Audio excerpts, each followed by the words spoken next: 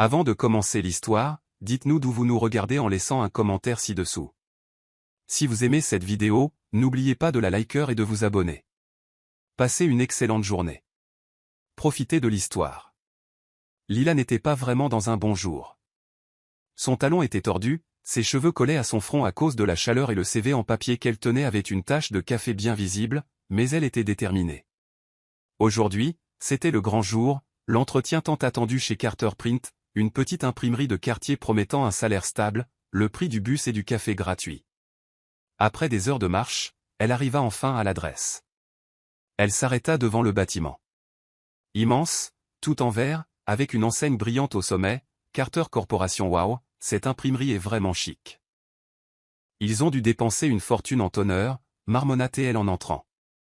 La réceptionniste la regarda sans sourire. Non, Lila Bennett. Je suis là pour un entretien. Elle sourit comme si c'était plus important que ça ne l'était. Sans un mot, la réceptionniste lui tendit un badge et lui montra l'ascenseur. Salle 7C. Lila monta avec un groupe de personnes en costume, essayant de copier leur posture, faisant semblant de ne pas remarquer le bruit de son blazer à chaque pas. Arrivée à l'étage, une assistante la conduisit à une salle de réunion en verre. Vous pouvez attendre ici. Monsieur Carter va vous recevoir. Monsieur Carter? C'est ce que j'appelle une imprimerie sérieuse. Quelques minutes plus tard, la porte s'ouvrit et Lila vit l'homme le plus intimidant qu'elle ait jamais rencontré. Grand, habillé avec élégance, l'expression sérieuse. C'était certainement le Carter de l'enseigne. Il s'assit en face d'elle, toujours en train de regarder sa tablette. Non, Lila Bennett. Imprimerie, demanda-t-il, en haussant un sourcil en regardant son CV. Oui, je suis une experte en papier hors guerre, en agrafeuse bloquée et en toner rebelle. C'est un don naturel. James haussa un sourcil. Lila, vous êtes dans le mauvais bâtiment. Carter Print est une petite imprimerie en bas, à 2 portes après la pharmacie. C'est Carter Corporation, une entreprise de technologie mondiale. L'entretien ici est pour un poste de secrétaire. Secrétaire? Elle se redressa. Eh bien, écoutez, je suis très doué pour ça aussi. Je réponds au téléphone comme une pro. J'ai mémorisé toutes les lignes classiques, bonjour, en quoi puis-je vous aider, et j'ai quelques variations avec enthousiasme. Il la regarda, essayant clairement de savoir si elle était sérieuse. J'organise des dossiers, des chemises, et même les cœurs brisés, et je sais utiliser des feuilles de calcul. Enfin, en quelque sorte. J'en ai déjà ouvert une. Ça compte, non? James cligna lentement des yeux. Vous essayez vraiment de convaincre un étranger de vous embaucher pour un poste dont vous ne connaissiez même pas l'existence il y a 3 minutes? C'est ce que j'appelle la flexibilité professionnelle. Je m'adapte. Vous voulez que je fasse du café? Je le ferai.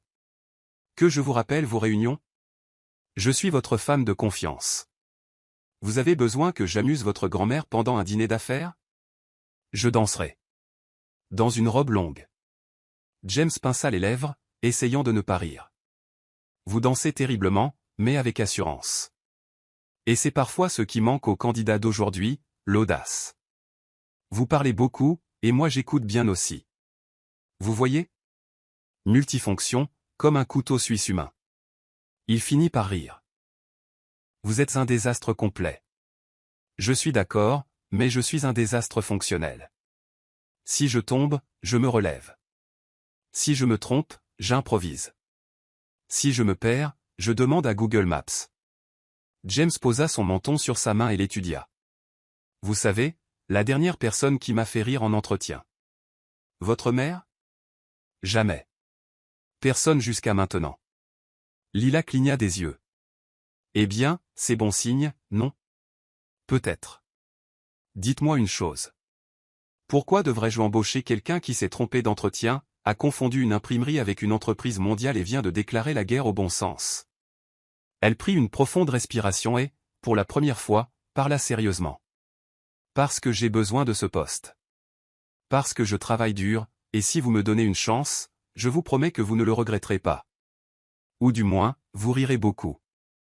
James resta silencieux pendant quelques secondes. Puis il se leva. Commencez demain. 8 heures. Quoi? Secrétaire personnel. Bureau à côté du mien. Il y aura beaucoup de papier et de café, donc vous êtes déjà dans la bonne humeur. Mais s'il vous plaît, essayez de ne pas me faire honte la première semaine. Lila cligna des yeux. Sans voix. Vous êtes sérieux? Très. Et ne m'appelez pas monsieur. C'est James. Juste James. Il sortit. Lila resta là, à fixer la porte. Pendant un instant, elle pensa que c'était une émission de caméra cachée. Mais non. C'était réel. Elle monta dans l'ascenseur, toujours sous le choc, tenant son badge comme un trophée. Je me suis trompé de bâtiment et j'ai décroché un emploi. Soit j'ai vraiment de la chance, soit il est vraiment fou. Peut-être les deux. En haut du bâtiment, regardant à travers la vitre, James Carter la vit partir.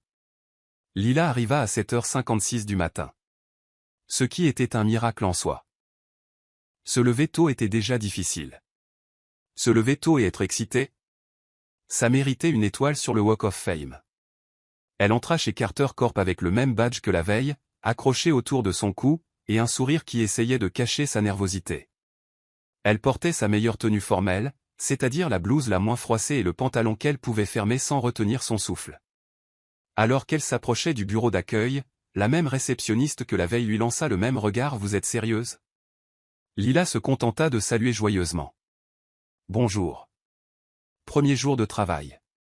Vous pouvez sourire. Je promets de ne pas mettre de toner au mauvais endroit. Enfin, il n'y a pas de toner ici de toute façon, n'est-ce pas? Elle rit toute seule. La réceptionniste, elle, ne rit pas. Elle se dirigea vers le 17e étage comme si elle y travaillait depuis des années. En vérité, elle comptait ses pas juste pour ne pas s'évanouir d'anxiété. Quand elle sortit de l'ascenseur, elle fut accueillie par une femme qui semblait parfaite, un presse-papier à la main, des talons hauts qui claquaient sur le couloir comme un métronome en colère. Vous devez être Lila. C'est moi, la nouvelle secrétaire, officiellement embauchée par erreur, mais prête à y arriver. La femme haussa un sourcil mais ne dit rien. Je suis Sophie, assistante exécutive. Je vais vous montrer votre bureau et les bases pour vous éviter de vous faire virer dès le premier jour. J'adore le ton motivant. Très rassurant, dit Lila, trébuchant déjà sur ses propres pieds. Sophie ne rit pas. Peut-être qu'elle avait le même logiciel que la réceptionniste. Lila fut conduite à un large bureau avec un ordinateur, un téléphone, un bloc-notes et une tasse blanche sur laquelle était écrit « Keep calm and schedule it », restez calme et planifié. Ce sera votre bureau. Votre travail est de planifier, de répondre, d'organiser et de faire en sorte que Monsieur Carter soit à l'heure, ce qui, je dois vous prévenir, est comme essayer de faire du yoga à un lion. Super. J'aime les défis. J'ai déjà réussi à faire prendre un bain à un chat. J'ai eu besoin de 4 points de suture, mais il sentait très bon. Sophie eut un demi-sourire. Si vous parvenez à le tenir à l'écart du chaos pendant une semaine, vous gagnez un prix. Quel genre de prix? Le droit de garder votre travail. Lila fit semblant de prendre une note mentale, en hochant la tête sérieusement.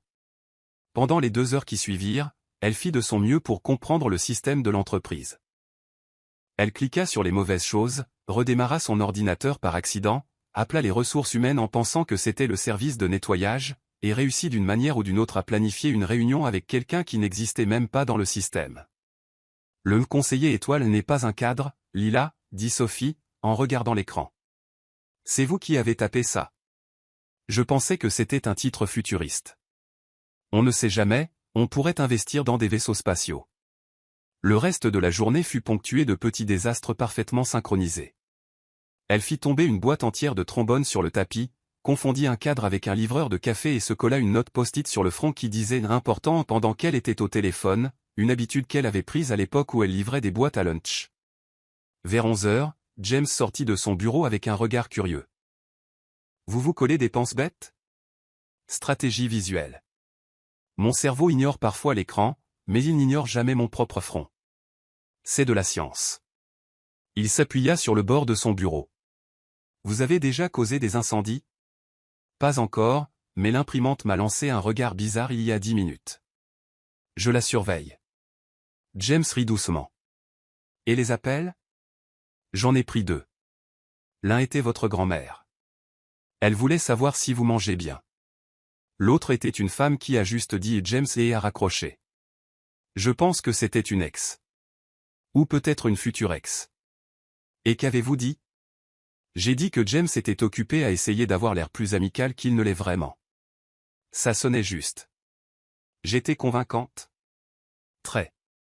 James retourna dans son bureau, en secouant la tête. Sophie apparut juste après. Vous avez vraiment dit ça lors d'un appel anonyme? Oui. J'ai pensé que c'était audacieux. C'est une entreprise. Vous devez être plus réservé. Je peux être réservé.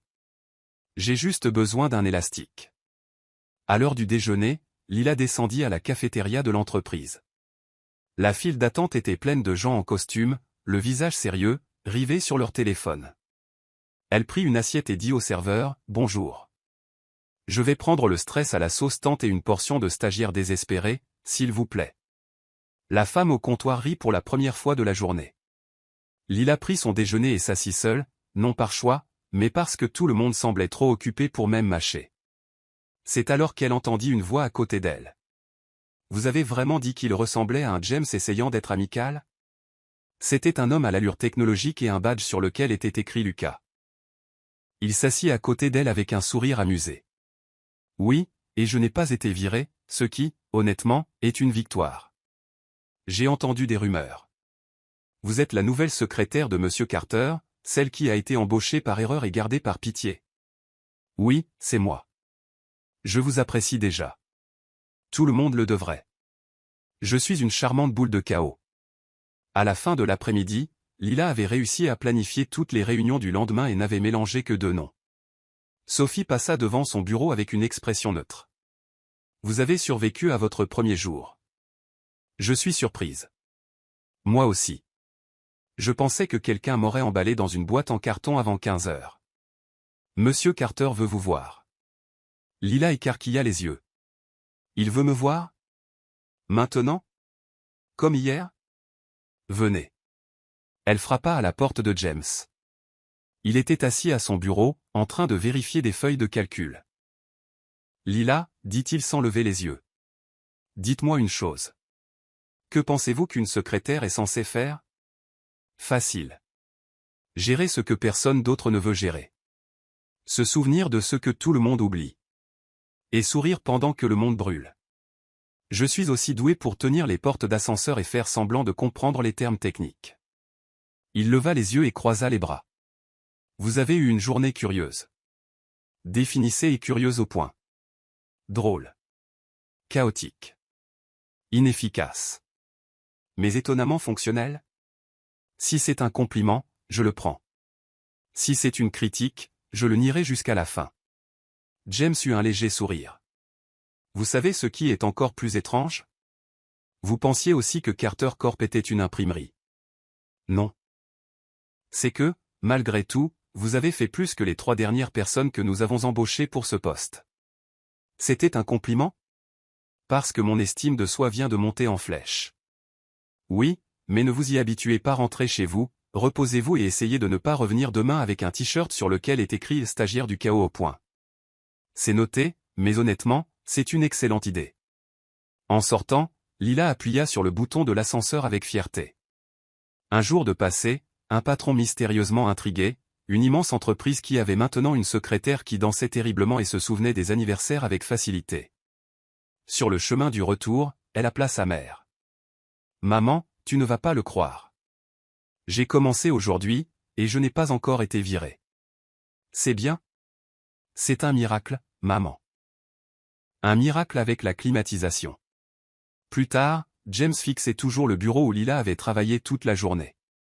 Il vit les notes autocollantes colorées sur le moniteur. L'une d'elles disait « N'oublie pas de te souvenir. » Il sourit. Cette fille est folle. James Carter était dans son bureau. Les stores à moitié fermés, il examinait des rapports sur sa tablette et soignait un léger mal de tête. Il venait de terminer sa 2e tasse de café lorsque son téléphone vibra avec le nom qui lui faisait toujours se tendre les épaules, grand-mère Evelyne. Il répondit avec prudence, « Bonjour, grand-mère. Ne me dis pas ça. Il est midi, et je doute que tu aies mangé quelque chose de décent. Le café ne nourrit pas un homme adulte, James, et il ne cache pas non plus les cernes. James soupira et se laissa tomber sur sa chaise. Je vais bien, vraiment. Juste une journée chargée au bureau. Mon temps, lui, est compté, alors je vais être direct. Puisque tu ne sembles pas pouvoir trouver quelqu'un tout seul, je vais m'en occuper. Je te fixe des rendez-vous avec de jolies filles. Et cette fois, tu y vas. Pas d'excuses. Pas de disparition à la dernière minute. Compris? James sentit un frisson parcourir son échine. Evelyn Carter n'était pas connue pour ses menaces en l'air. Grand-mère, tu n'es pas obligée. Si, je le suis. Il est grand temps que tu fondes une famille. La plupart de mes amis ont déjà des arrière-petits-enfants. Et moi, qu'est-ce que j'ai? Un petit-fils enterré dans ses feuilles de calcul qui pense que les jours fériés sont un mythe. James se frotta le visage. Je sais que tu t'inquiètes, mais ce n'est pas si simple. Si. C'est toi qui rends les choses compliquées. Je passe des coups de fil aujourd'hui. L'un d'eux est à la fille de mon ami de l'église. Elle est avocate, joue du piano et cuisine. Le package complet. Marque ton calendrier. Vendredi à 7 heures. Et je pense à 2 autres noms pour la semaine prochaine. Grand-mère. Pas de grand-mère. C'est un ultimatum. Tu iras à ces rendez-vous. Et si tu n'y vas pas, je viendrai à ce bureau et je te traînerai par le col moi-même. L'appel se termina sans un mot de plus. James fixa l'écran noir de son téléphone pendant quelques secondes dans un silence total. C'est alors qu'il entendit quelqu'un fredonner devant son bureau. Cela ressemblait à un jingle d'une publicité pour des céréales. Il se leva et jeta un coup d'œil à travers les stores. Lila était assise à son bureau, au téléphone avec quelqu'un de l'équipe des événements. Oui, bien sûr, Monsieur Carter sera disponible à 3 heures. Non, il ne mord pas. Il grogne juste un peu avant le déjeuner. Mais c'est normal. Elle rit.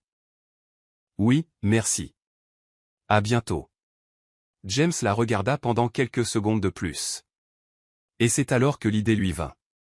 Ce n'était pas juste une solution pratique. C'était audacieux. Et il détestait l'admettre. Mais ça avait du sens. Quelques minutes plus tard, Lila fut appelée dans le bureau de James. Vous m'avez appelé, dit-elle, debout devant son bureau, son badge légèrement de travers, avec un sourire qui semblait toujours spontané. Fermez la porte et asseyez-vous, s'il vous plaît. J'ai besoin de vous parler de quelque chose d'un peu inhabituel. Si c'est à propos de l'email que j'ai envoyé où il était écrit bonjour avec 3 O, je peux m'expliquer. J'étais juste excité. Non, ça ne m'a pas dérangé. Oh, alors je suis nerveuse pour rien. James joignit ses doigts sur le bureau. Ma grand-mère veut que je me marie, et maintenant elle s'est mise en tête de me fixer des rendez-vous avec des femmes que je n'ai jamais rencontrées. Elle en a déjà prévu un pour ce vendredi. Et vous m'avez fait venir ici pour empêcher cela? Parce que si c'est le cas, il me faudra un plan plus détaillé. En fait, je pensais à quelque chose de plus simple. J'ai besoin que vous fassiez semblant d'être ma petite amie. Les yeux de Lila s'écarquillèrent. Vous voulez que je fasse semblant qu'on sort ensemble? Juste pour un temps. Si ma grand-mère pense que je suis dans une relation sérieuse, elle arrêtera de m'arranger des rendez-vous surprises. Et pourquoi avez-vous pensé que je serais la meilleure personne pour ce rôle? Parce que vous êtes convaincante et inattendue. Personne ne devinerait que je simulerais une relation avec ma toute nouvelle assistante. Ça aura l'air réel. Lila croisa les bras et le regarda. Donc, vous m'avez vu fredonner dans le couloir et vous vous êtes dit, oui, elle est parfaite pour duper une gentille vieille dame. Point. Quelque chose comme ça. Et qu'est-ce que j'y gagne? Un bonus, des heures flexibles et la sécurité de l'emploi tant que l'accord dure. Elle se laissa tomber sur sa chaise, réfléchissant, c'est un peu fou, mais je suis peut-être assez folle pour y penser. Alors, dites-moi, comment ça va marcher?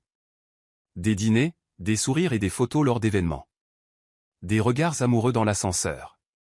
Juste assez pour convaincre ma grand-mère. Pas besoin d'en faire trop. Donc pas de baiser dramatique devant le piano du salon? Seulement si ma grand-mère le demande, et même dans ce cas, j'espère que non. Lila resta silencieuse pendant quelques secondes. Puis elle eut un sourire en coin. D'accord, je suis partante, mais j'ai quelques conditions. Des conditions? Oui. Pas de rendez-vous avant 9 heures du matin. 2. Si quelqu'un me demande si je suis amoureuse, je veux dire que vous m'avez conquise avec des rapports trimestriels. Étage 3. En public, vous sourirez au moins avec vos yeux. James prit une profonde respiration et tendit la main. Marché conclu. Elle la serra fermement. Nous allons duper une gentille vieille dame ensemble. Comme c'est charmant. Le vendredi, Lila se prépara avec soin. Rien d'extravagant, une simple robe bleu foncé, un chignon lâche et une touche de rouge à lèvres doux. En descendant, elle vit James qui l'attendait avec la voiture devant. « Vous avez l'air approprié, dit-il, évitant un compliment comme d'habitude. Et vous, vous avez l'air exactement comme toujours. » Visage de PDG, tenue de PDG et cette expression comme si vous aviez déjà planifié le dîner, le petit déjeuner et le déjeuner du dimanche de 2045. On y va? Bien sûr. Je suis excité pour mon premier dîner en tant que petit ami salarié. Est-ce que j'ai le droit de dire que vous ronflez? Je ne ronfle pas, le déni est le premier symptôme. La maison de la famille Carter était dans un quartier huppé, entouré d'arbres soignés et de jardins soigneusement conçus. Lila eut l'impression d'être entrée dans un magazine de décoration intérieure. Evelyn les accueillit avec un sourire chaleureux et une accolade plus ferme que ce à quoi Lila s'attendait de la part d'une femme de plus de 80 ans.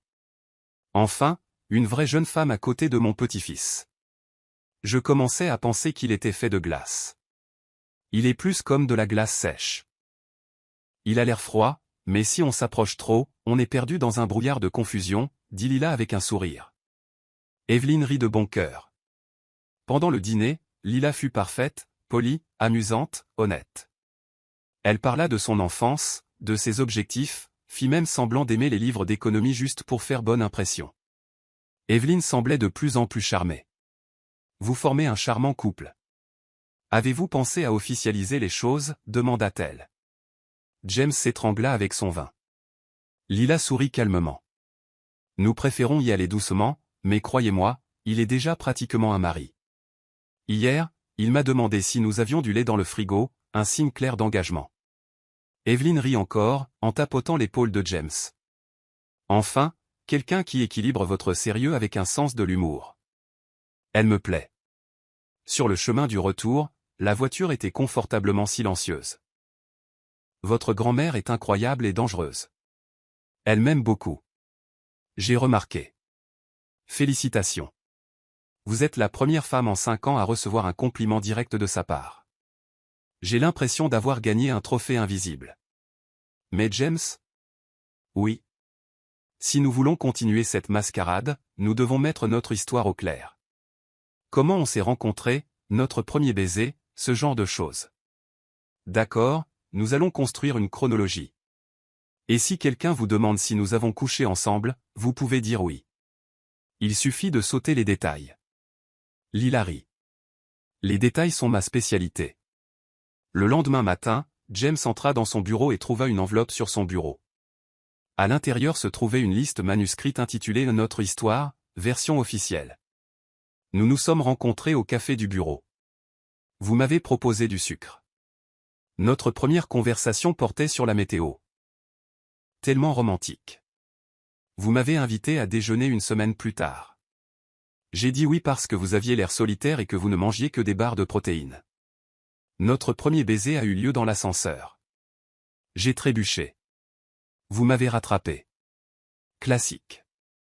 Nous n'avons pas encore de surnom l'un pour l'autre. Mais si quelqu'un vous le demande, vous m'appelez Lee et je vous appellerai Monsieur Grincheux. James sourit sans s'en rendre compte. Il prit un stylo et écrivit en bas, et s'il demande ce que je ressens pour vous, je dirai qu'elle me fait rire. Et pour moi, ça veut dire beaucoup. Lila ne vit jamais la note, mais si elle l'avait vue, elle aurait été surprise par la quantité d'honnêteté qui se cachait derrière toute cette formalité. James tenait toujours la liste quand il entendit 3 coups rapides à la porte de son bureau. « Excusez-moi. » La voix de Lila entra avant qu'il ne puisse répondre. Elle entra, tenant 2 tasses. « J'ai apporté du café, un avec du sucre, un sans. Je ne me souviens plus de votre préférence, alors choisissez vite. Si c'est le mauvais, faites semblant que c'est bon et faites semblant de me pardonner. » James posa tranquillement le morceau de papier et prit la tasse de droite. Sans sucre. Vous avez bien deviné. Génial. Ça compte comme des points bonus dans notre relation imaginaire. Elle sourit, et juste avant qu'elle ne sorte, James dit, « Lila, je pense qu'il est temps de passer à l'étape suivante. » Elle se figea. « Vous voulez dire, l'étape suivante dans notre mascarade, n'est-ce pas? Parce que si c'est dans la vraie vie, je vais avoir besoin de m'asseoir. Dans la mascarade. Mais c'est important. Ma grand-mère pourrait arriver n'importe quand maintenant. Et, eh bien, elle s'attendra à ce que nous vivions ensemble en tant que couple. Vivre ensemble? Comme emménager ensemble? » James hocha la tête, posant sa tasse sur le bureau. « C'est ça. Vous devrez emménager dans mon appartement. Juste pour le moment. Vous êtes sérieux? » Tout à fait. Juste jusqu'à ce que les choses se tassent. Une semaine ou 2, peut-être 3. Prenez le temps dont vous avez besoin pour organiser les choses. Je vous aiderai pour le déménagement. Lila fit une pause, réfléchissant. Donc, vous voulez que je vive au même endroit que vous, que je fasse semblant d'être votre petite amie, que je souris pendant les dîners, que j'assiste peut-être à des déjeuners de famille, et que je fasse tout cela en gardant une distance de sécurité entre mon côté de la maison et le vôtre? C'est un bon résumé. Parfait. Je suis partante. James haussa les sourcils. Si facile? Vous m'offrez un endroit où vivre, du café et une fausse relation avec des conditions négociables. Sur ma liste des décisions les plus folles, celle-ci n'est même pas dans le top 5. Le soir même, Lila arriva à l'immeuble de James, traînant une valise violette avec un autocollant délavé sur lequel était écrit « Ne pas toucher ». Un désordre organisé. Elle avait un sac à dos sur les épaules et un oreiller dans les mains. « Prête pour ma nouvelle vie temporaire de fausse épouse », dit-elle, à bout de souffle. James lui tint la porte. « Vous avez apporté toute la maison? » Juste l'essentiel, des vêtements, des chaussures, des pantoufles, mon oreiller préféré et quelques nécessités émotionnelles comme ce pot à biscuits. Ma tante me l'a donné en 2014. L'appartement de James était exactement comme elle l'avait imaginé, calme, propre, élégant et beaucoup trop organisé. Tout avait l'air d'avoir été mesuré à la règle. Lila s'arrêta au milieu du salon et tourna lentement en rond, observant tout. Waouh! Cet endroit ressemble à un catalogue. Où sont les chargeurs de téléphone emmêlés, les tasses oubliées et les chaussures jetées près de la porte? Ils n'existent pas. Chaque chose à sa place. Eh bien, vous devriez prendre une photo maintenant. Les choses vont changer. James la conduisit à l'une des chambres d'amis. Ce sera votre chambre. Vous pouvez l'aménager comme vous le souhaitez. Évitez juste les plantes qui ont besoin d'attention, fit-il une pause. Ou les animaux de compagnie. Donc, le hamster que je prévoyais d'amener devra attendre? Elle laissa tomber la valise sur le sol et commença à déballer avec une rapidité surprenante. En 10 minutes, elle avait déjà accroché une écharpe colorée à la tête du lit, mis en place son oreiller personnel et éparpillé 2 livres sur la table de chevet. Voilà. Ma touche personnelle de chaos. James apparut à la porte. Nous devrions parler des règles? Bien sûr, je suis prête. On peut même faire un tableau d'affichage avec des aimants en forme de cœur. Ils s'assirent à la table à manger. Lila attrapa un carnet et un stylo. Règle numéro 1. Pas d'entrer dans ma chambre sans frapper, sauf en cas d'incendie, d'ouragan ou d'un insecte vraiment très gros. D'accord. Règle numéro 2. Ne touchez pas à mon ordinateur personnel. Juste. Règle numéro 3. Chacun lave ses propres plats, même les verres à eau. Ils ne se salissent pas techniquement, mais moralement, si. James tapa quelque chose sur son téléphone. Règle numéro 4. Pas d'appel en haut-parleur dans les espaces communs. Parfait. Et règle numéro 5. Toute dispute doit être mise en pause pour du chocolat, ou une émission de télévision légère. Ils se regardèrent, souriant presque. Nous sommes très raisonnables, dit Lila. C'est encore le premier jour, répondit James. Plus tard dans la soirée, après un dîner simple, James avait fait des œufs brouillés et du pain grillé à l'avocat, les deux regardaient une comédie à la télévision dans le salon. Lila était assise en tailleur sur le canapé, tenant un coussin. « Vous riez vraiment à ça ?» demanda-t-elle, riant elle-même. « Pas autant que vous, » dit James, retenant un sourire. « Votre sens de l'humour est en sourdine ? Il est en mode observation. Vous êtes assez expressive pour nous deux. Elle prit un coussin et fit semblant de le lui lancer, mais s'arrêta. Je ne vous fais pas encore assez confiance pour risquer de commencer une bataille de polochons. James se leva. Demain, nous avons une réunion avec l'équipe de développement à 9 heures, et ma grand-mère pourrait appeler. Vous voulez que je réponde? Seulement si vous voulez devenir le chouchou de la famille pour de bon. C'est tentant. Tard dans la nuit, Lila se tournait et se retournait dans son lit. Le matelas était confortable, mais le silence était trop pesant. Elle était habituée au bruit de son ancien quartier, les voitures qui passent, les voisins qui se disputent, un chien qui aboie après rien. Ici, tout était calme et nouveau. Elle se leva et se dirigea vers la cuisine. James était assis dans le noir, tenant une tasse de thé. « Vous n'arrivez pas à dormir ?» demanda-t-elle, allumant doucement la lumière. « Je me couche tard d'habitude. »« Moi aussi. Mais ce soir, je pense que c'est le lit qui est trop silencieux, et la lampe qui ne fait pas de bruit, et le fait que je vis avec un homme que je connais depuis 4 jours. » James lui fit signe de s'asseoir sur la chaise à côté de lui. Elle s'assit. « Vous êtes très calme à propos de tout ça, » dit Lila. « J'ai traversé des situations plus délicates, et vous avez l'air digne de confiance. » Waouh, c'est peut-être la chose la plus gentille que vous ayez dite depuis que nous nous sommes rencontrés. Ne vous y habituez pas. Je ne m'habitue jamais aux choses gentilles. Elles s'accompagnent généralement de tâches difficiles. Ils restèrent silencieux un instant. Puis Lila demanda, « Et si votre grand-mère décidait de passer à l'improviste ? » Elle le fera. Ce n'est qu'une question de temps. Alors nous devons avoir l'air convaincant. Des photos ensemble. Une de mes brosses à dents dans votre salle de bain. Peut-être même une paire de chaussures près de la porte. Vous planifiez déjà le désordre? Un désordre stratégique. Ça fait partie du plan. D'accord, mais ne m'appelez pas ma chérie devant elle. Et vous ne m'appelez pas darling sauf si la situation l'exige, sourit Lila. Très bien, maintenant retournez au lit. Nous avons une routine à simuler demain.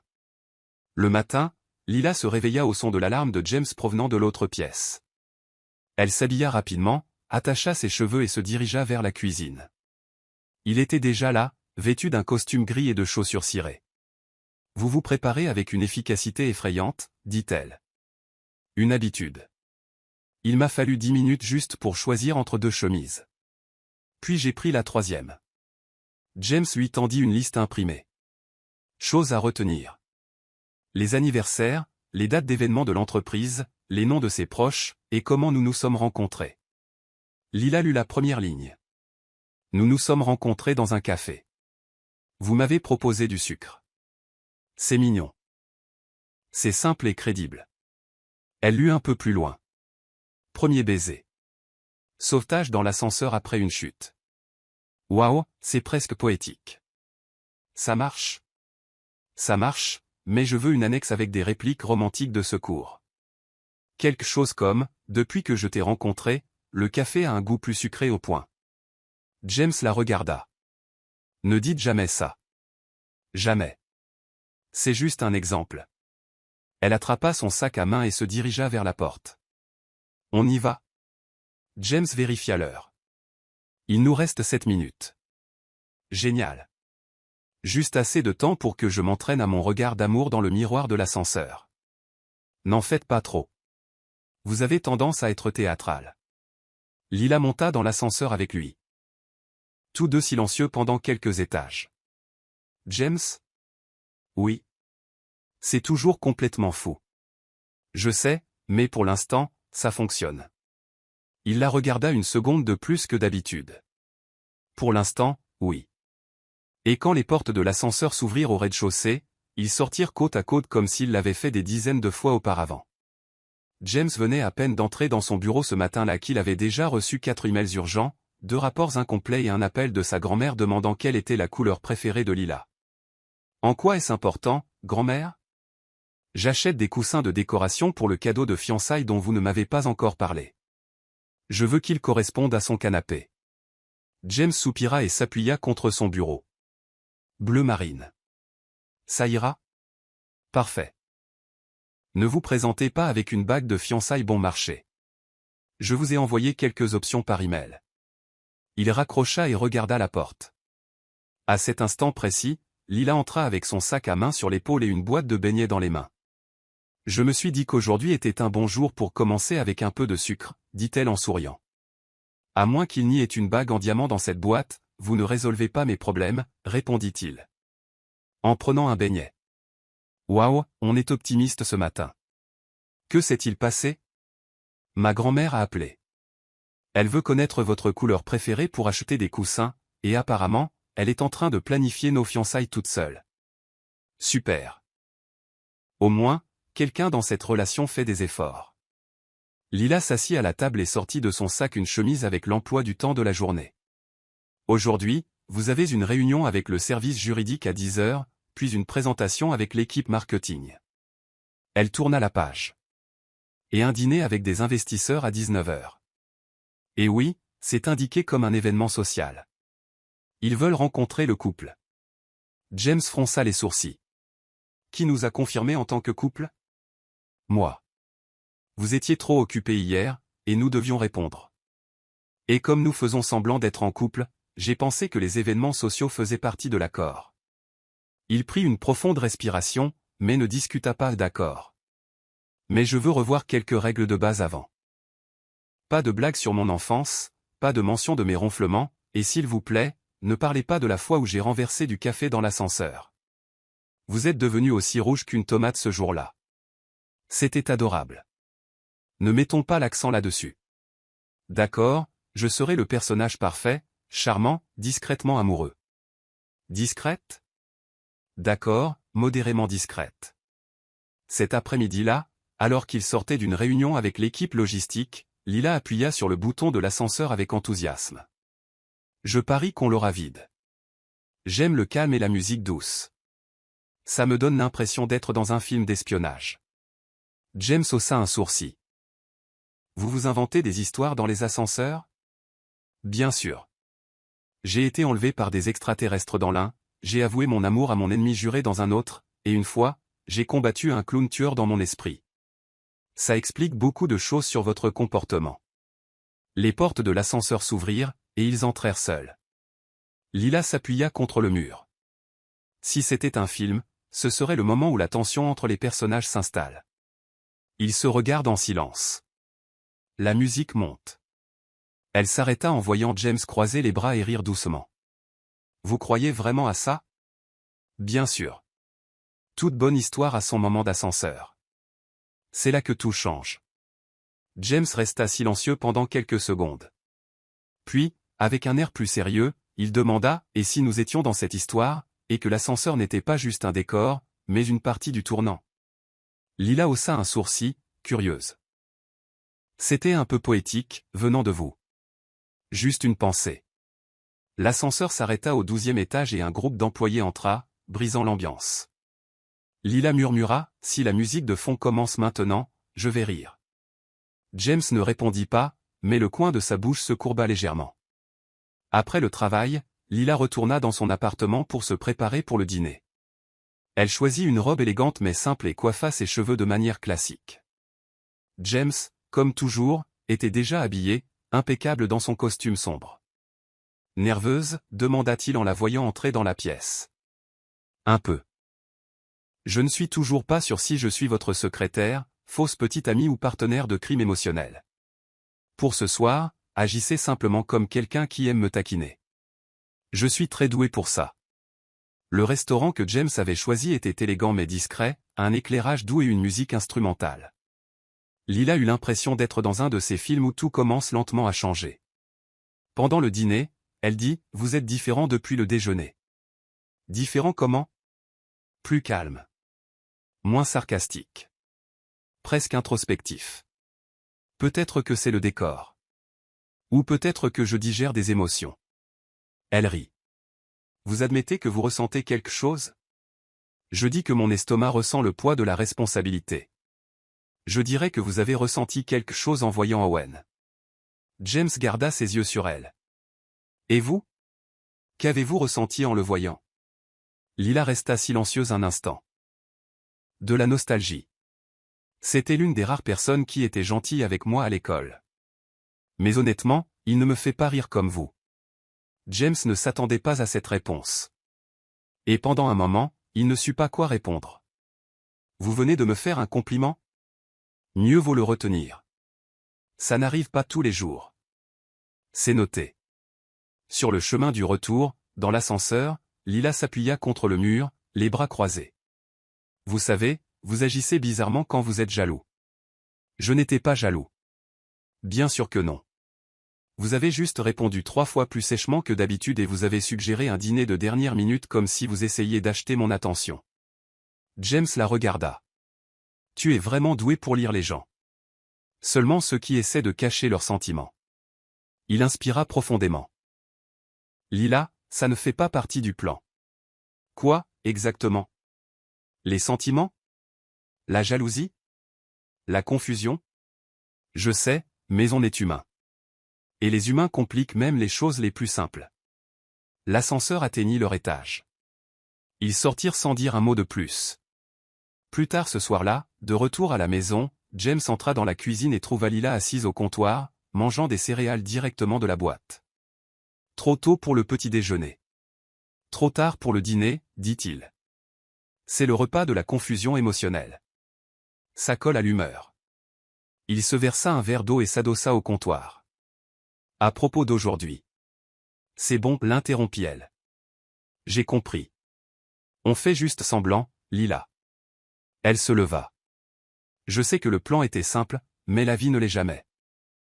Et écoute, je suis prête à continuer de faire semblant, mais ne me demande pas d'ignorer que ça commence à sembler plus réel chaque jour.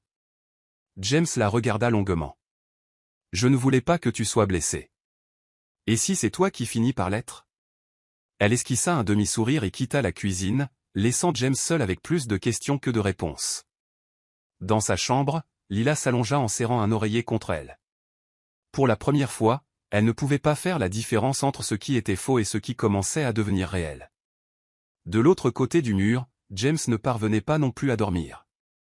Ils faisaient semblant, mais au fond d'eux, ils savaient tous les deux que ce n'était plus seulement un arrangement. Cela devenait quelque chose qu'aucun d'eux n'avait prévu.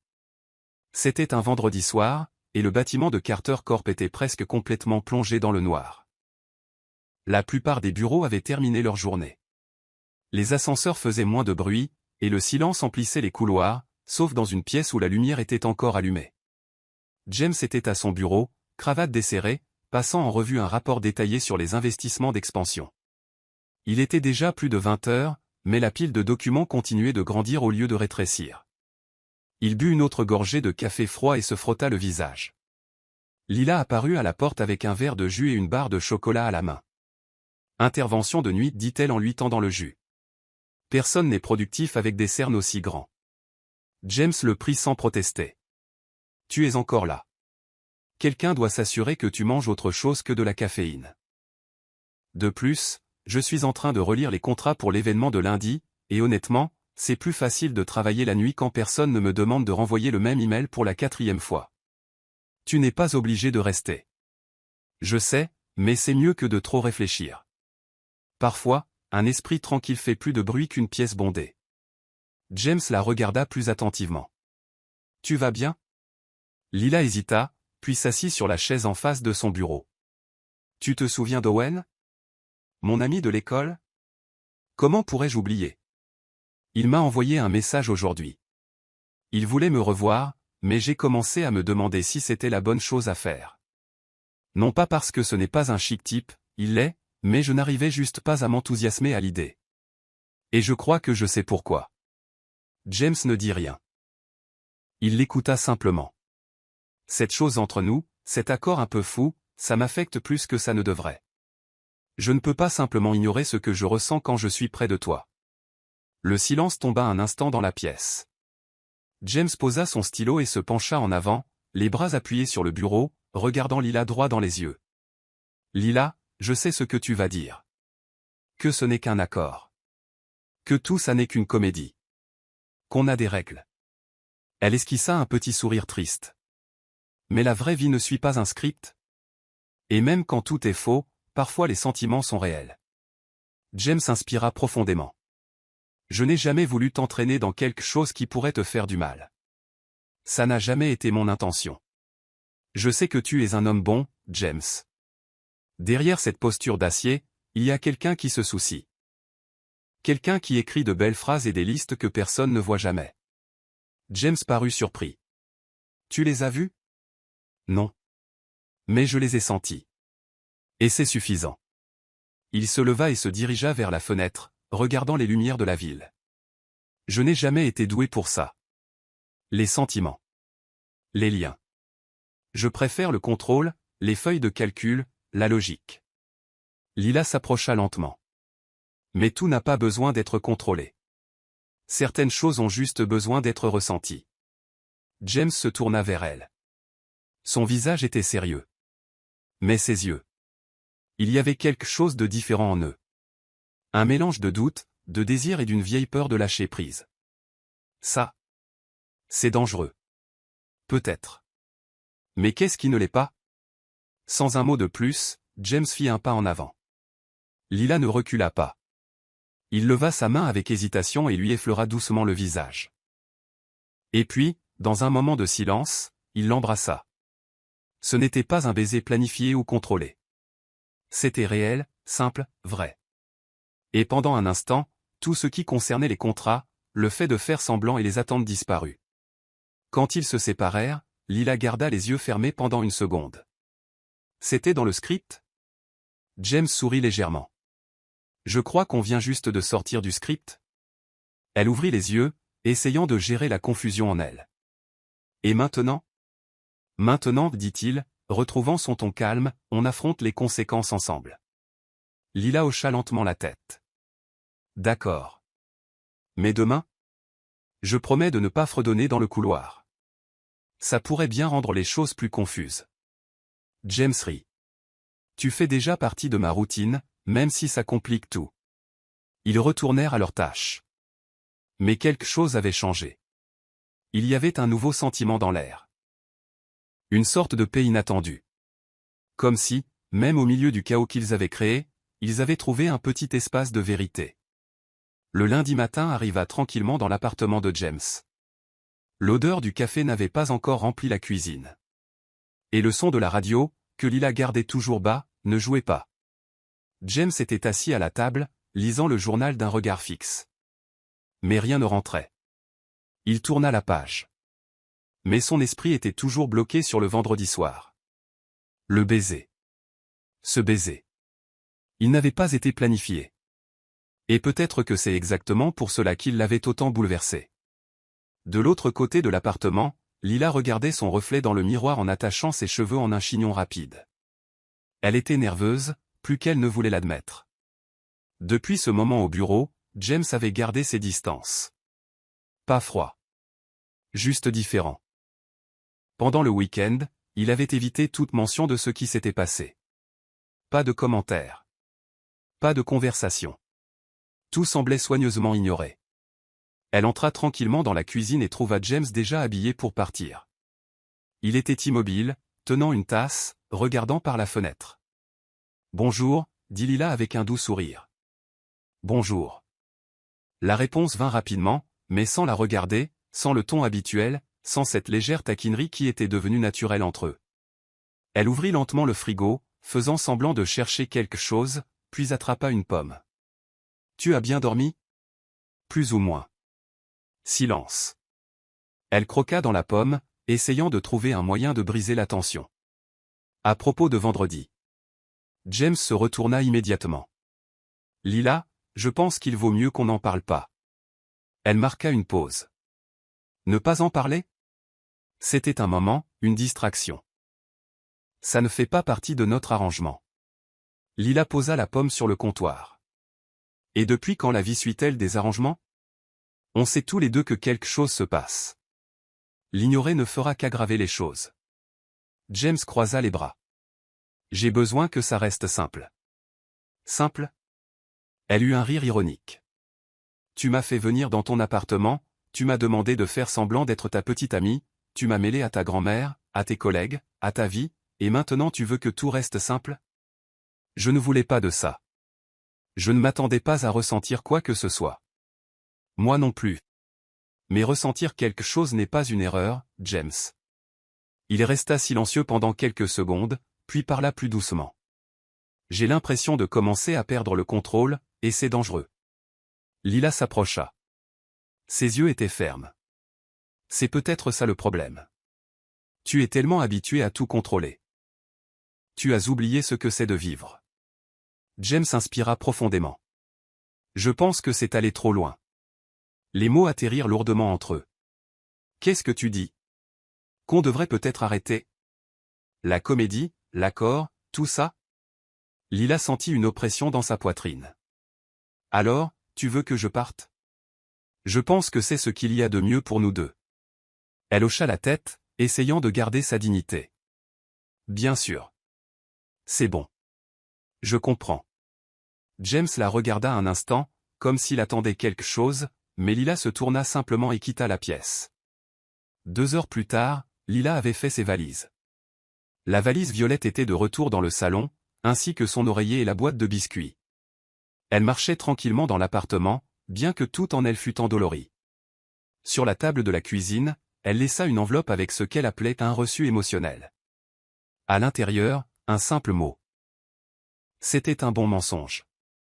Si bon que, pendant un instant, j'y ai cru. Prends soin de ta grand-mère. Et de toi aussi. James trouva le mot plus tard ce soir-là.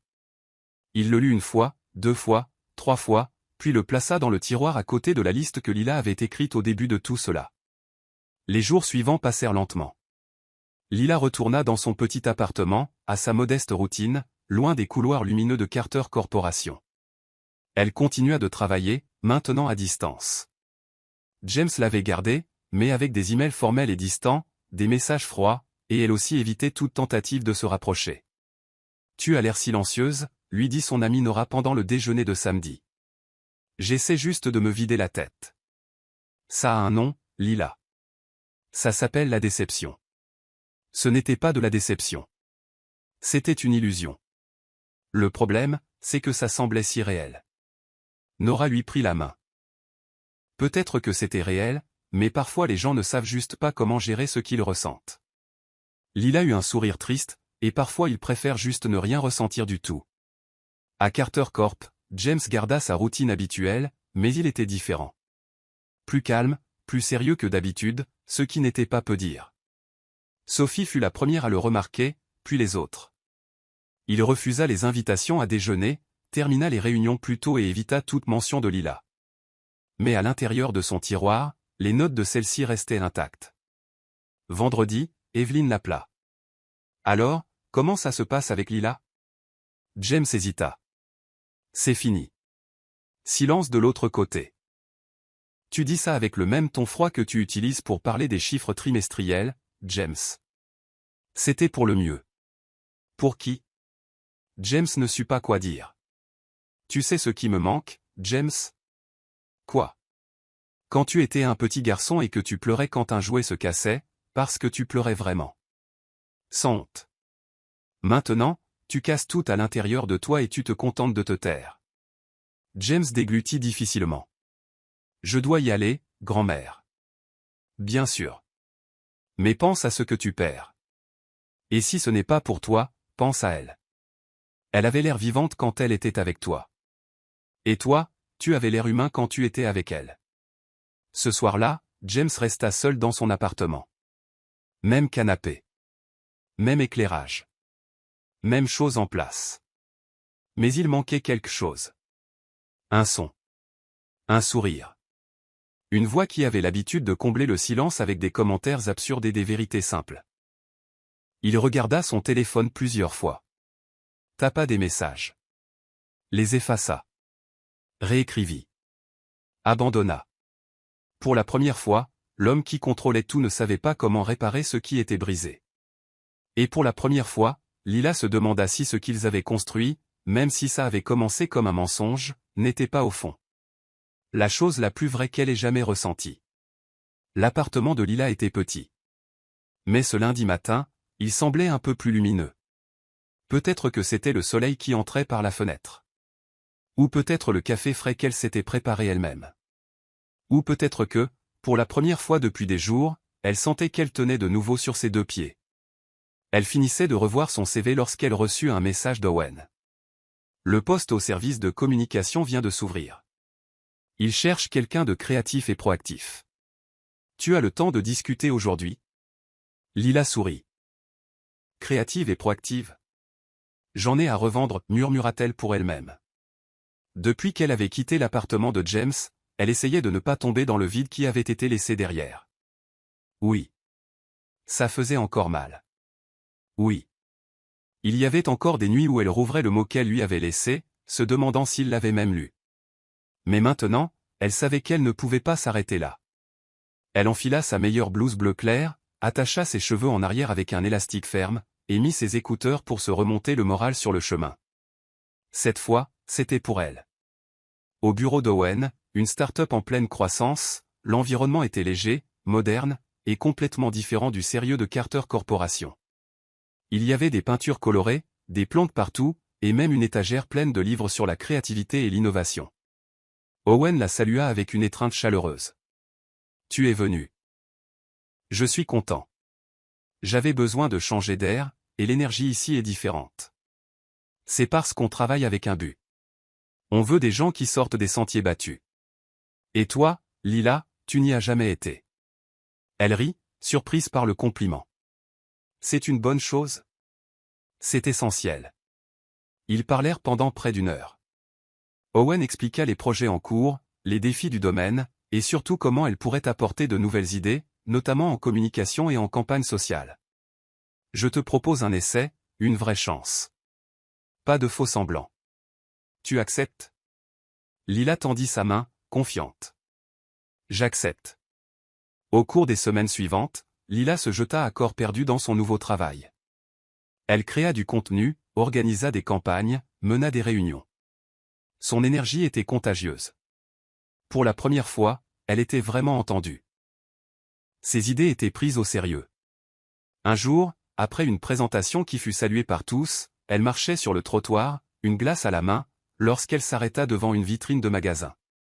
À l'intérieur, une télévision diffusait la couverture d'un événement caritatif organisé par Carter Corporation.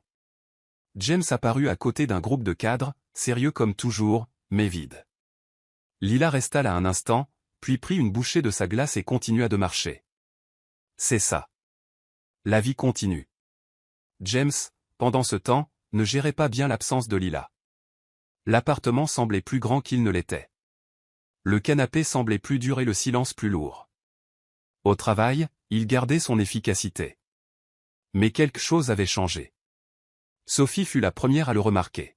« Avez-vous besoin que je réorganise votre emploi du temps, Monsieur Carter ?» demanda-t-elle un matin.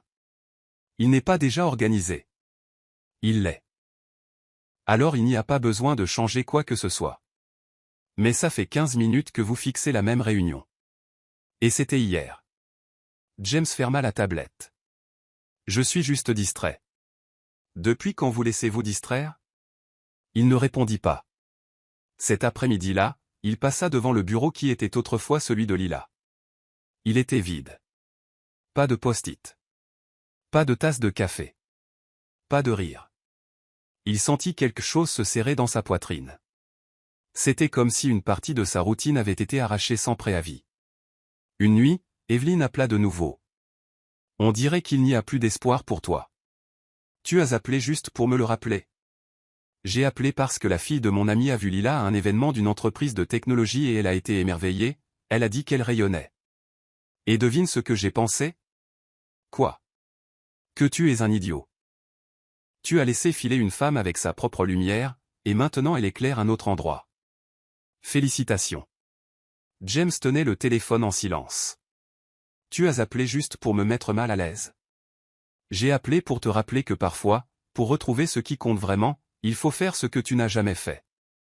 Baisser ta garde. J'ai fait ce que je pensais être juste. Alors commence à faire ce que tu ressens. Elle raccrocha sans dire au revoir. À la fin de cette semaine, Lila reçut une invitation inattendue, un projet de campagne spéciale avec une place dans un panel public. Ce serait la première fois qu'elle s'adresserait à un public en tant que représentante officielle d'une équipe. Elle accepta sans hésitation. Le jour de l'événement, elle portait une veste légère, un pantalon noir et un collier simple qui s'accordait avec la douce lueur dans ses yeux. Owen marchait à ses côtés, fier. « Nerveuse ?» demanda-t-il. « Un peu, mais aussi excitée. Je fais quelque chose d'important pour moi. Et tu es magnifique. Elle le remercia avec un sourire doux. Merci, Owen. De l'autre côté de la pièce, James Carter observait à distance. Assis au dernier rang, il était arrivé sans être annoncé. Il avait entendu parler du panel par un collègue, et quelque chose l'avait poussé à venir. Il voulait le voir de ses propres yeux. Et elle était là, radieuse, confiante, indépendante. Pendant qu'elle parlait de communication empathique et de l'impact d'écouter vraiment les gens, James ressentit un mélange de fierté et de regret. Après l'événement, il garda ses distances. Il resta jusqu'à la fin de son intervention et partit avant qu'elle ne le voie. Mais cette nuit-là, il ouvrit le tiroir de son bureau et relut chaque note, chaque message de Lila, comme s'il cherchait la force de faire le prochain pas. Le lendemain matin, Lila arriva à son nouveau bureau et trouva une enveloppe non marquée sur son bureau. À l'intérieur, il n'y avait qu'un seul mot, écrit d'une écriture qu'elle connaissait si bien. Certains ne réalisent la valeur de la lumière qu'après avoir passé trop de temps dans le noir. Merci d'avoir apporté de la lumière dans ma vie. J'apprends à éclairer mon propre chemin maintenant, mais si un jour tu veux bien partager cette lumière, je serai là. Elle le lut, puis le relut, assise sur sa chaise. Et puis, pour la première fois depuis la fin de l'accord, elle sourit du fond du cœur. Ce n'était que le début, mais elle savait qu'elle était de retour, et plus forte que jamais. James reçut le message d'Evelyn un peu après 8 heures. Oh, du matin. Je ne me sens pas bien. Tu peux venir? C'est sérieux. Sans hésitation, il annula sa première réunion et se rendit chez sa grand-mère. En chemin, il essaya de calmer le nœud dans son estomac qui ne cessait de se serrer. Evelyn disait rarement que quelque chose était sérieux, et quand c'était le cas, ça n'avait presque jamais à voir avec sa santé. Quand il arriva, il se gara devant la maison, le cœur battant. Il ouvrit la porte avec la copie de la clé qu'elle lui avait donnée il y a des années. Grand-mère? Dans le salon, chérie. James entra dans le salon et trouva Evelyn assise tranquillement dans son fauteuil, enveloppée dans une couverture à fleurs, tenant une tasse de thé fumante. Tu vas bien? Je suis en vie, ce qui est déjà ça à mon âge, mais je me sens bizarre. Une sorte de pressentiment. James fronça les sourcils. Tu as dit dans ton message que c'était sérieux. Et ça l'est. La solitude aussi est sérieuse. Mais ne t'inquiète pas, mon petit-fils. Le thé aide. James laissa échapper un soupir et leva légèrement les yeux au ciel. Grand-mère. Avant qu'il ne puisse dire plus, la sonnette retentit. Il se tourna, surpris. Tu as appelé quelqu'un. Tu pourrais m'ouvrir, chérie. Quand James ouvrit la porte, il y avait Lila. Elle tenait un sac et avait l'air à la fois confuse et prudente. Lila? Salut, James. Eh bien, j'ai reçu un message de ta grand-mère. Elle a dit qu'elle avait besoin de moi. J'ai cru que c'était quelque chose de sérieux. James se tourna lentement vers Evelyn. Tu nous as envoyé un message à tous les deux? Evelyn sourit comme si elle venait de gagner une partie d'échecs. Je suis si contente que vous soyez venus tous les deux. J'avais vraiment besoin d'aide. Avec quoi, exactement? Il y a un problème dans ma chambre. Trop bizarre pour l'expliquer, mais pourriez-vous y jeter un coup d'œil, vous deux? James hésita. Lila aussi. C'est urgent, demanda-t-elle. Absolument. Je ne peux pas dormir avec l'idée que quelque chose pourrait rôder. Lila lança un regard sceptique à James, et il haussa les épaules. Allons-y, réglons ça. La chambre d'Evelyn était une pièce spacieuse et bien rangée avec un doux parfum de lavande. Rien ne semblait à sa place. Alors, qu'est-ce qui est bizarre ici? Demanda James, les bras croisés. Là-bas, dans le coin, près de l'armoire. Je crois avoir entendu un bruit la nuit dernière. Lila se dirigea vers le mur, jetant un coup d'œil autour d'elle. Rien ici. Tout a l'air bien, grand-mère, ajouta James. Tu es sûr? Regardez encore, près de la commode aussi. Alors qu'ils se tournaient tous les deux pour regarder de l'autre côté de la pièce, ils entendirent un grand clic. La porte se referma bruyamment. Grand-mère, appela James. De l'extérieur, la voix d'Evelyn était claire. Oh, mon Dieu! La serrure est bloquée. James courut vers la porte et tourna la poignée. Rien. Grand-mère, tu nous as enfermés ici? Non, la serrure est capricieuse. Elle a dû se bloquer encore. Mais ne vous inquiétez pas. Le serrurier sera là demain matin. Dors là pour la nuit. Le matelas est confortable. Evelyne, dit Lila, stupéfaite. Bonne nuit, les enfants, dit la vieille femme. Beaucoup trop joyeuse pour quelqu'un qui avait demandé de l'aide de toute urgence. James appuya son front contre la porte pendant une seconde. On s'est fait avoir. Avec style, ajouta Lila. La pièce était beaucoup trop silencieuse. Lila s'assit sur le bord du lit et regarda autour d'elle. Eh bien, au moins on a des oreillers. Et un seul lit. Tu peux dormir par terre. Bien sûr, ma punition pour avoir fait confiance à ma grand-mère. Ou la mienne pour avoir apporté des biscuits. Pensant que c'était une visite de convalescence. James attrapa un oreiller et une couverture et s'allongea sur le tapis à côté du lit. Ce sol a l'impression d'avoir des épines invisibles. Imagine si tu avais apporté ton matelas orthopédique.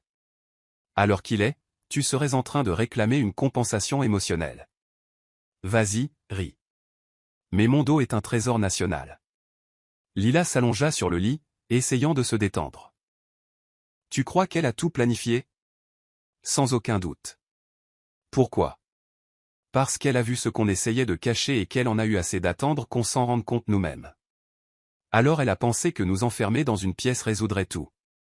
Peut-être qu'elle savait que ce qui manquait, c'était le silence et d'être proche. Lila se tourna pour faire face au mur.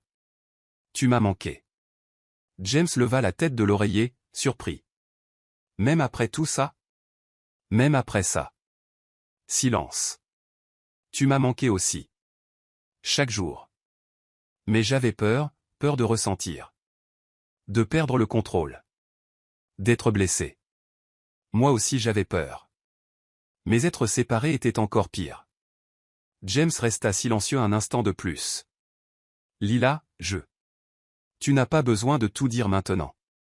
Dis-moi juste si tu veux encore essayer. Plus que tout. Lila sourit dans le noir. Alors essayons. Mais cette fois, avec moins de fuite et plus de conversation. Et sans contrat. Absolument. Au milieu de la nuit, la pièce était complètement silencieuse. James se tourna et se retourna sur le sol, marmonnant doucement. Lila, le tapis a gagné.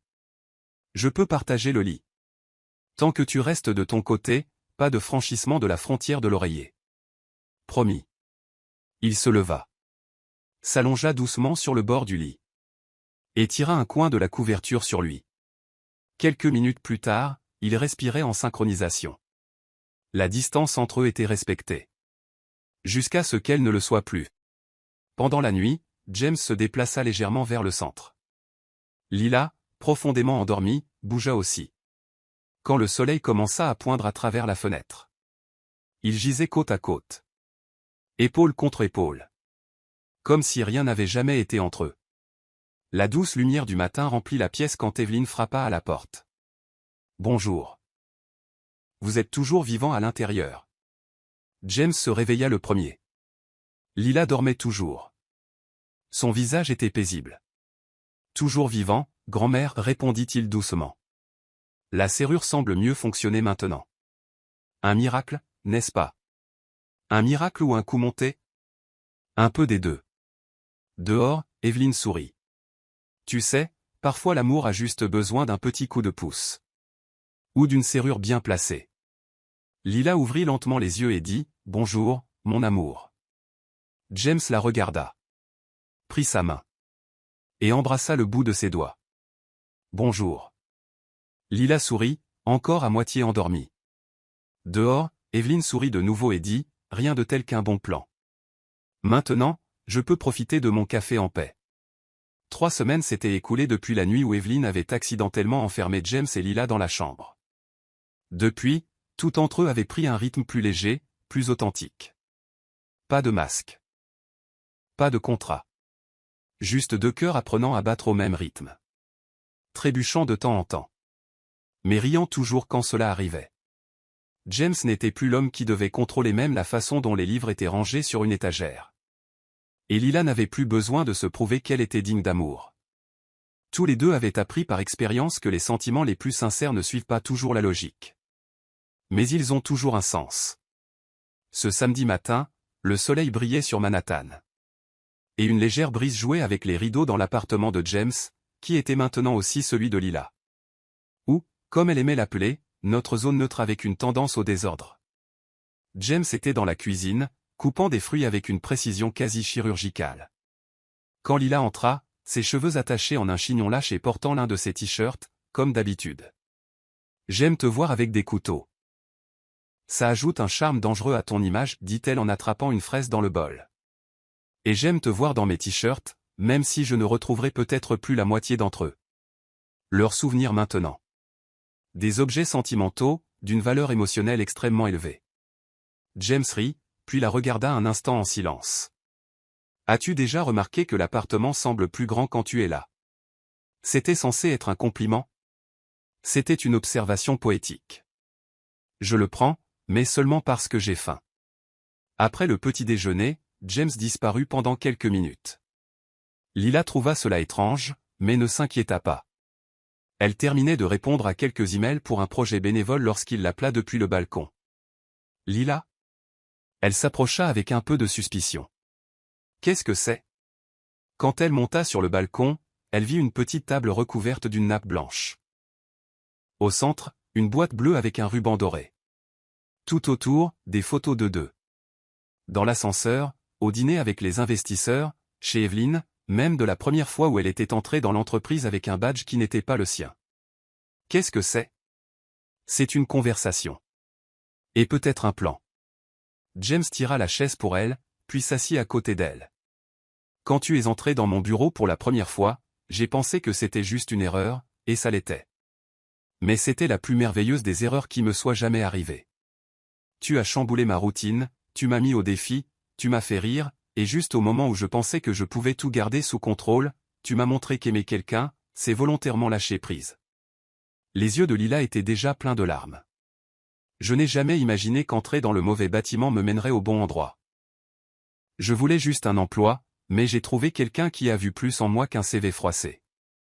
James sortit la petite boîte et s'agenouilla. Lila Bennett, veux-tu être ma femme, ma partenaire, ma dose quotidienne de chaos et la raison pour laquelle je rirai pour toujours? Elle couvrit sa bouche avec sa main. C'était la proposition la plus belle, la plus inattendue et la plus toi que je puisse imaginer. Alors bien sûr que oui, toi, l'homme merveilleusement grincheux. James glissa la bague à son doigt et la serra fort dans ses bras. Puis il l'embrassa comme si tous les baisers du monde avaient été gardés pour ce seul moment. Je t'aime, murmura-t-il. Je t'aime aussi. Et maintenant, officiellement, tu es coincé avec moi. Sans exception. Le mariage fut fixé 2 mois plus tard. Lila voulait quelque chose de petit, d'intime, mais plein de sens. James n'avait qu'une seule demande, que ce soit en plein air et qu'Evelyn soit assise au premier rang. Et elle l'était, portant un chapeau rose, des lunettes de soleil foncé et s'éventant comme une reine. Je ne me souviens pas de la dernière fois que je suis allé à un mariage aussi charmant, murmura-t-elle à Sophie, qui souriait à ses côtés. Peut-être parce que celui-ci semble plus réel que n'importe quel autre. Ou parce que j'ai tout planifié depuis le début, répondit Evelyn, ses yeux pétillants. La cérémonie eut lieu dans un jardin sur une propriété juste à l'extérieur de la ville, entourée de fleurs blanches, de guirlandes lumineuses accrochées aux arbres et de sourires partout. Lila marcha dans l'allée, bras dessus, bras dessous avec sa mère, portant une robe douce et fluide avec des détails délicats sur les épaules. James se tenait à l'autel, les yeux fixés sur les siens, comme si rien d'autre n'existait. Alors qu'elle s'approchait, il prit sa main et dit, « Tu as l'air exactement comme je l'avais imaginé depuis le jour où tu m'as dit que tu pouvais danser dans une longue robe. » Elle rit, retenant ses larmes. « Et tu as l'air presque amical. » Je suis un peu suspicieuse. Pendant leurs vœux, Lila prit une profonde inspiration et commença, « Je n'ai jamais été du genre à faire des plans parfaits. Ma vie a toujours été pleine de surprises, d'improvisations et de faux pas. Mais de toutes les erreurs que j'ai commises, la meilleure a été d'entrer dans le mauvais bâtiment. Parce que c'est là que je t'ai trouvé. Et maintenant, plus que de t'aimer, j'admire qui tu es. Je veux être la personne qui te rappelle chaque jour que tu peux sourire plus, te plaindre moins et vivre avec légèreté. » James sourit, ses yeux brillants. « Et moi, je n'ai jamais été du genre à montrer mes émotions. J'ai passé ma vie à essayer de garder le contrôle. Mais tu m'as appris que l'amour est tout le contraire. Il est libre, léger, désordonné. C'est rire au milieu d'une dispute. C'est du chocolat caché dans un tiroir. C'est de la musique forte le matin. C'est toi. Et je veux passer chaque jour à apprendre à être l'homme que tu crois déjà que je peux être. Les invités se levèrent et applaudirent. Evelyne essuya ses larmes avec une serviette en lin. Après le gouil et le baiser officiel, Lila murmura à l'oreille de James, « Maintenant, c'est officiel. Tu es à moi pour toujours, et tu es mon genre de chaos préféré. » La réception fut remplie de moments inoubliables. Lila dansa avec James sur une chanson douce, trébuchant 2 fois, ce qui rendit le moment encore plus beau. Sophie prononça un discours sincère sur les secondes chances. Owen apparut en surprise, apportant un cadeau symbolique, un petit carnet, avec les mots « Les grandes histoires commencent par de petits détours ». Alors que la nuit tombait et que les lumières de la fête s'allumaient, Lila et James se dirigèrent vers le jardin, juste tous les deux, pour quelques minutes de tranquillité. Ils s'assirent sur un banc, regardant les invités de loin. « Tu es heureuse ?» demanda-t-il. « Plus que je n'aurais jamais pensé l'être. »« Et toi ? Tu me rends heureux. » C'est aussi simple que ça. Ils s'embrassèrent sous les lumières du jardin, avec le monde qui célébrait autour d'eux. Mais dans leur cœur, il y avait le silence, la paix et la certitude qu'ils étaient exactement là où ils devaient être. Qu'avez-vous pensé de l'histoire de Lila et James? Dites-le nous dans les commentaires de 0 à 10. Comment évalueriez-vous cette histoire?